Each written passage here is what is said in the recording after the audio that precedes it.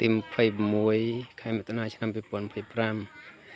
មកប្រជុំជែកទេនៅសាលាបឋមសិក្សាព្រីស្នូលឥឡូវយើងមើលទស្សនវិជ្ជានៅសាលាបឋមសិក្សាព្រីស្នូលរបស់គ្នាបាទតែចូលក្នុងអូខេនេះ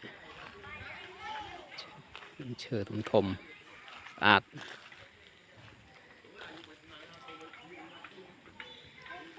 ក្របលើអាគារមិនធំអាចបាក់ស្កតអាគារមិនស្រួយខ្លះឈើលុបស្អាតពេលថ្ងៃជាក់ស្រួលមិនសោះលេងស្រួល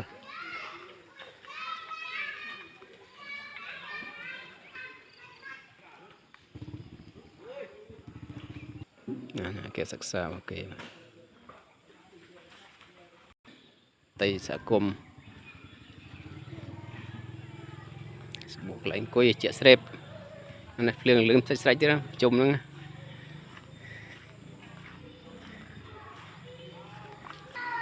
គេថ្មខ្នងពីបន្ទប់ទៅសាងសង់ហើយមិនថ្មីទេសម្បូរដើមឈើសាលានេះសាលាទុំសាព្រៃស្នួលព្រៃមែនសម្បូរដើមឈើច្រើន